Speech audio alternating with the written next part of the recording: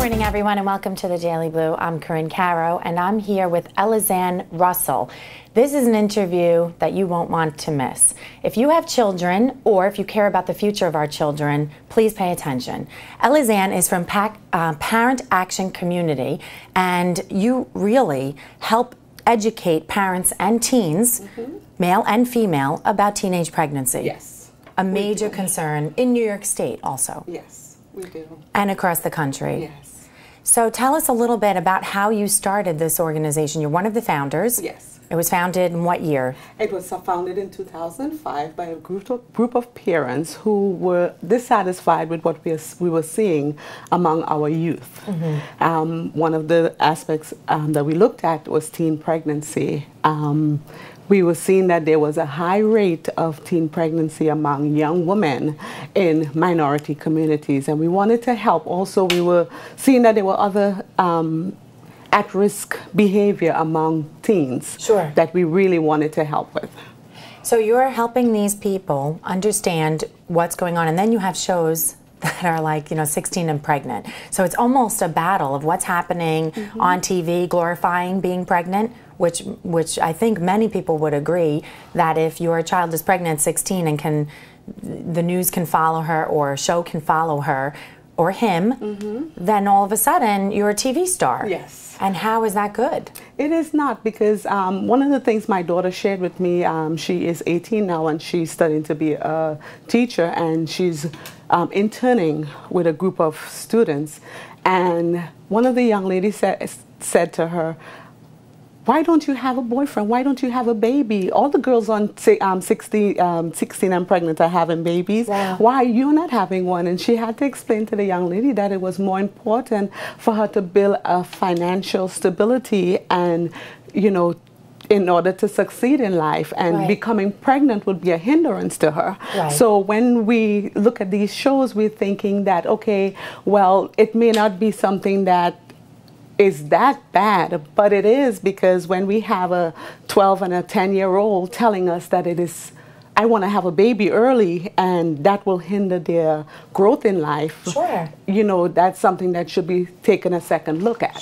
Their brains aren't even fully developed, nor are their personalities or the ability, and you don't know the support system of what they could even have around them, family or anything like that.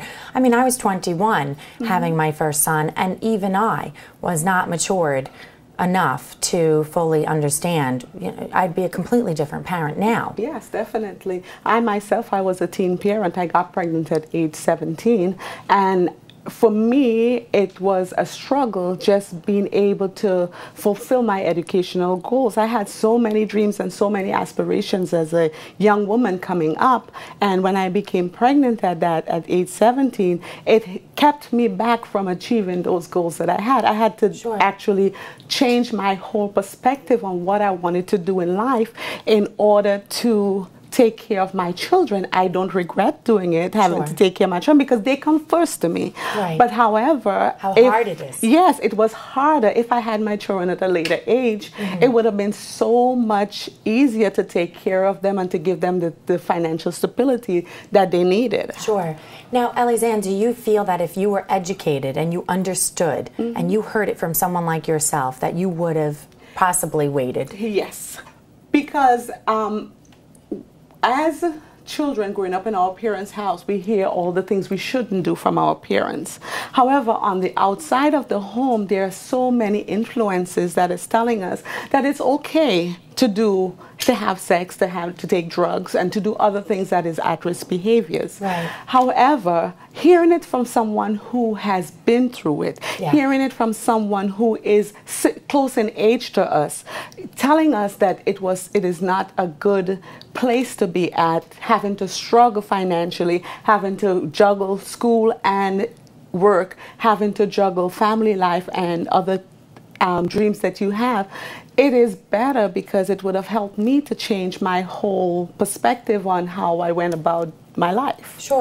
Now, you wouldn't just educate the children, also the parents. I mean, what did your mom understand about talking and discussing to you? My mom, well, she read us the book about, you know, when we turned that age, she read us a book about, you know, menstrual cycles and how to prevent pregnancy, but that was not enough. Right. It was not enough. When a lot of times we as young women look to someone for emotional support, especially if you were brought up in a single parent home. You're missing that father figure. You're looking for someone to tell you you're beautiful. You're looking for someone to tell you that they love you. And that's what a young man brings to the table for us as women. So young women have been exposed to that. They become engulfed. That young man becomes more important to them than their own self sometimes. And because of that, they end up having sex and then becoming pregnant like I did. Now, if I had learned from someone other than my mom that it was something that I should wait until I become involved, because there are these different pitfalls that I can fall into, then it may have been a little better. Then I also look at the fact that we can't only just tell the young people or young adults that it is not something that they should be doing, but we have to be able to give them something else to fill that gap. So as an organization, our desire is to make sure that we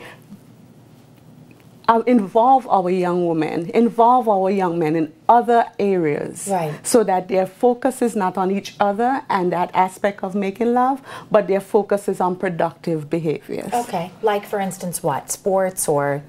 Well, for us, there's so many sports organizations out there. We don't, as an organization, we don't want to duplicate what's going on out there.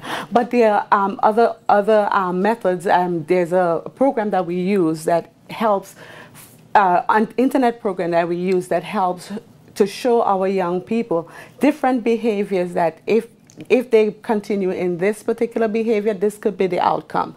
Then we want to be able to involve them in educational activities. We want to involve them in things like in drama, in news production, you know, in other things that will be able to put their energy and their creative energy, because that's one of the things that I think, that creative energy, something that when they finish, somebody could say, you've done an awesome job, because not everybody is sports, not everybody are into sports, not everybody's good at sports. Very true. What about the ones who are not good at sports? We want to be able to get them and help them to be able to channel whatever their niches.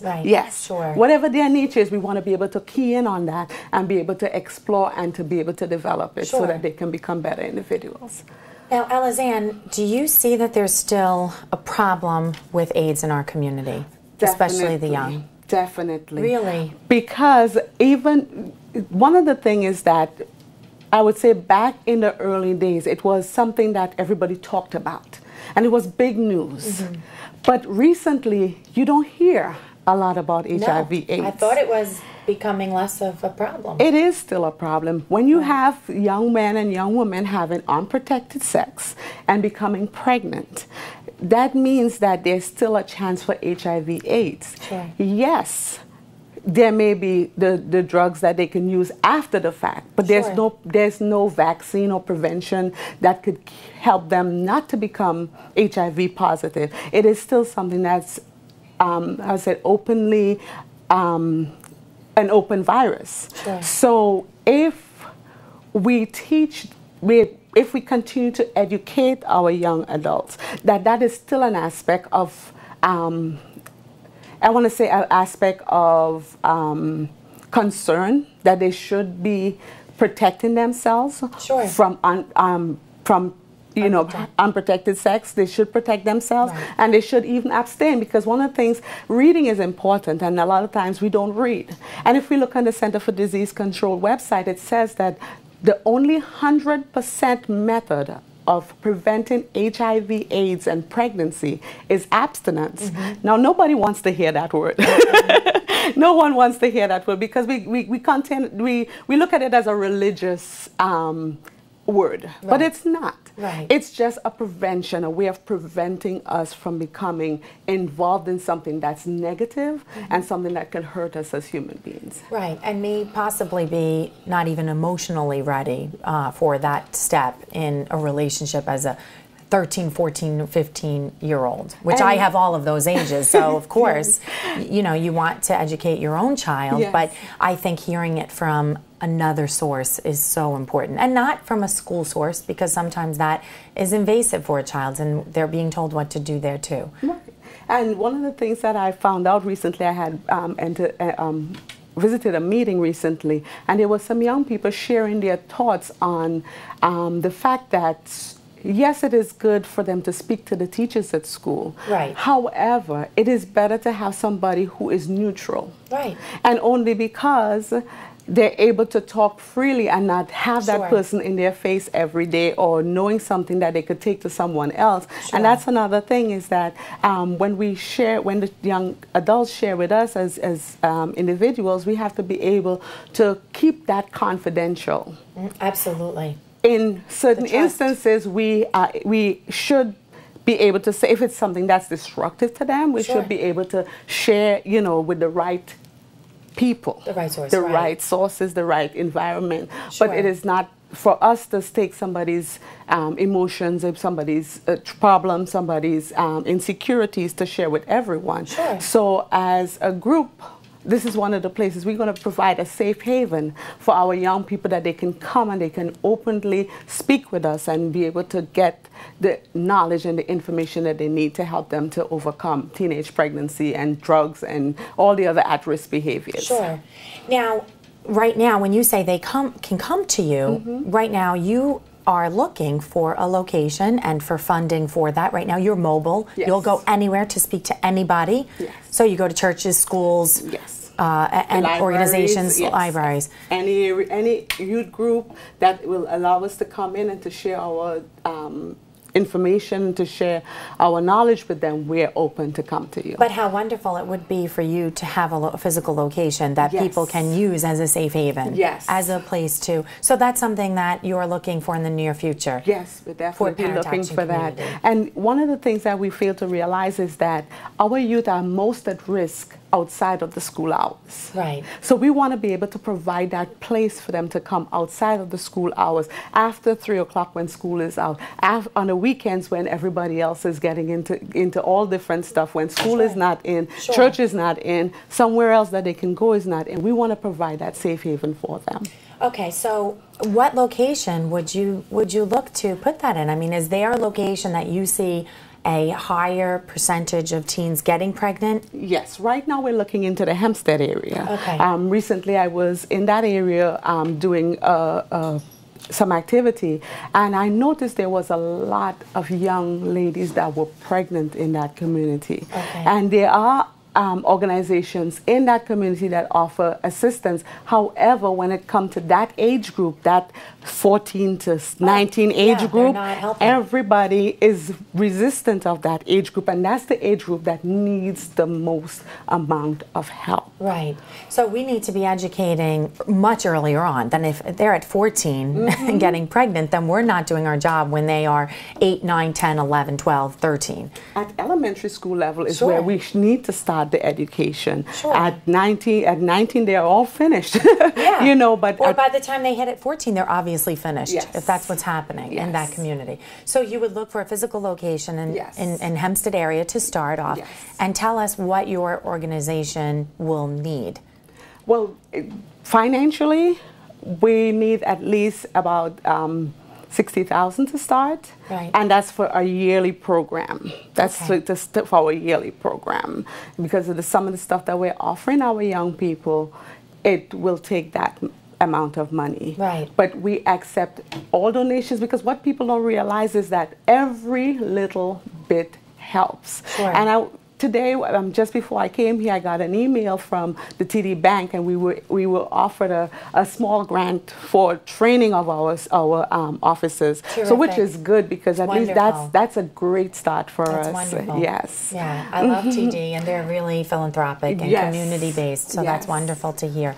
So how can people get in touch with you at PAC? We're available on the web at www.pac4success.org. Again, tell me one more thing. Okay, please repeat it. Sure. Yes, www.pac4 PAC, the number 4, success.org. Great. One more thing, Elizanne. I would like to know if you also accept any donations of materials.